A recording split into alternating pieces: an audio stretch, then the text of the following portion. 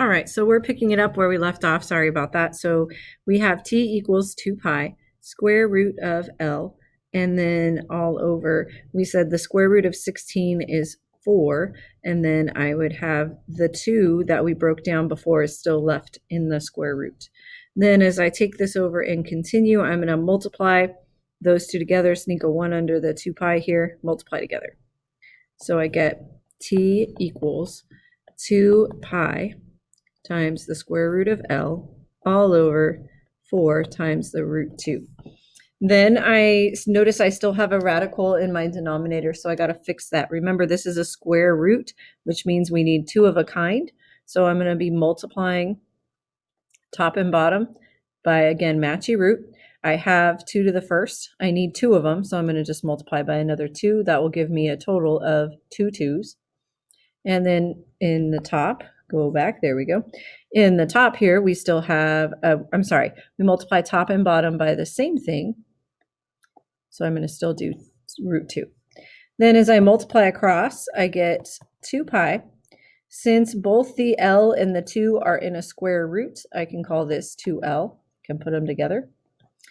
In the denominator,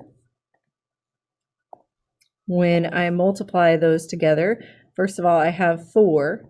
Then square root of 2 times square root of 2, if you're not sure, that's the same as doing the square root of 4, which happens to equal 2. Then I can multiply those together. So 2 pi root 2L all over 8. And I can then simplify 2 and 8 are both divisible by 2. 2 goes into 2 once, and 2 goes into 8 4 times. And I get my final answer of t equals pi square root 2L all over 4. All right, continuing on. Number 15, which best describes the results of solving the equation? This one is really looking at the root. When we have in this case, the exponent, the root is right here. That's a square root. When we solve equations with square roots, we typically have an extraneous solution. So the answer here is supposed to be B. If we had a cube root, like a 1/3 or, excuse me there, let's fix that. A 1/3 or possibly just the actual root or a cube root like that, those would be most likely this choice, or probably most likely that. Probably one solution actually, because cube roots don't have a plus or a minus answer. But anyways, you wouldn't see extraneous solutions. That's what I'm going for. No extraneous solutions, not very often with a cube root. But to prove this one, and because it's good practice, we're going to actually solve it. So I'm going to get rid of all this other stuff I wrote. We're guessing the answer is B, and we're going to prove that works.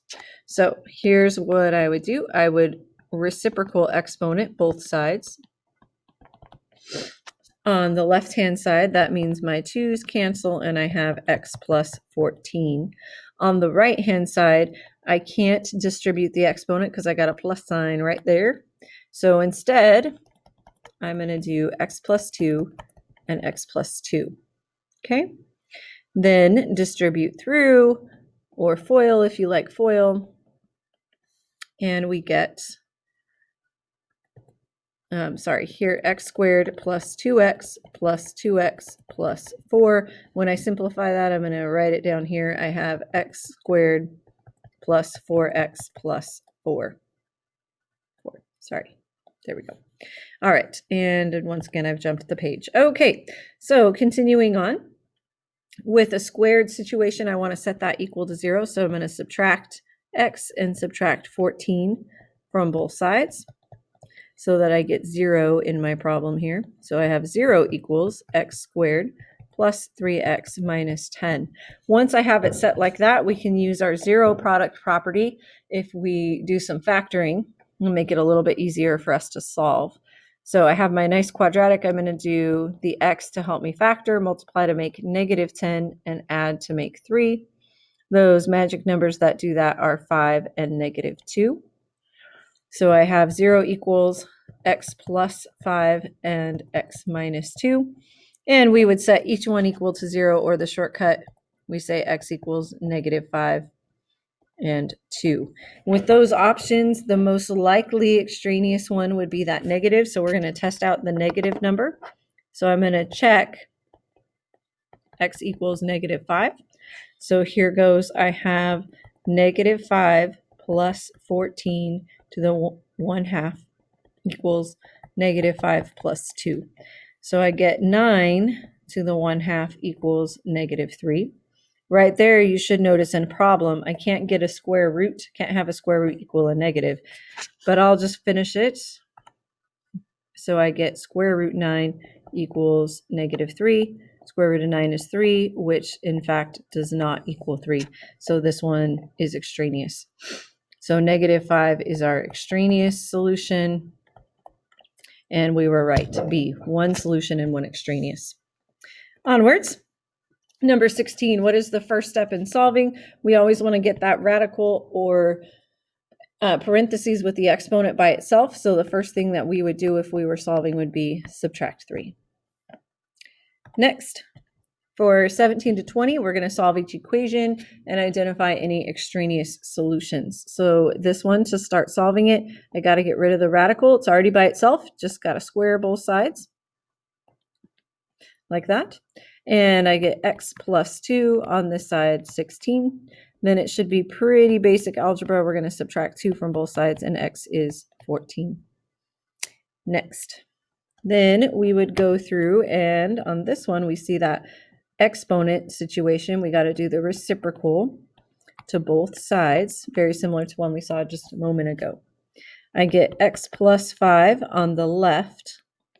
On the right, remember, we have to write this out twice and then FOIL or distribute. So we have x plus 5 equals, looks like x squared minus x plus 1. I'm going to simplify that a little bit before I start moving anybody. So minus 2x plus 1. Then I want it to equal 0 once again. So I'm going to subtract x and subtract 5 all in one step. Subtract x, subtract 5.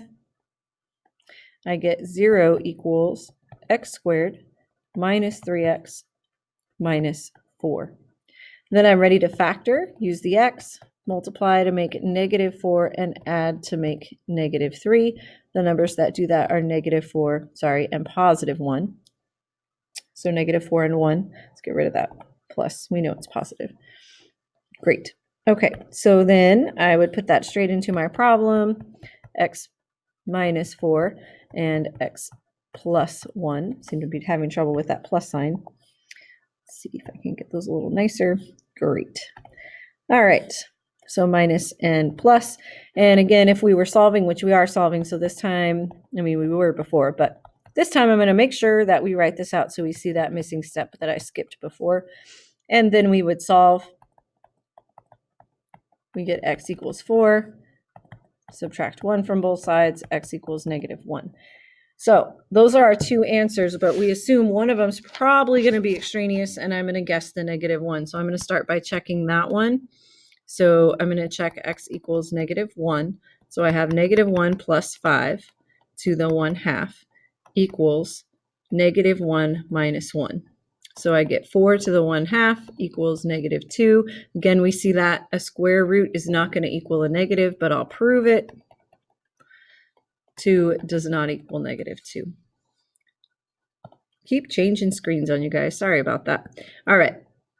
So that's what we were checking. Now we're going to check x equals 4 just to confirm it works. So I'm going to say 4 plus 5 to the 1/2 equals, 4 minus 1.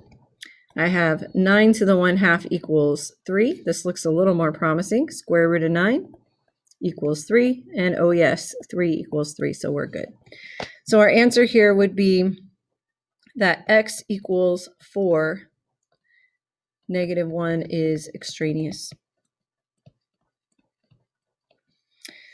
All right, on to the next one. Number 19, almost finished. We are going to start right off by cubing both sides. That radical is already by itself, so we cube. To get rid of a cube root, I have x minus 5 equals negative 27.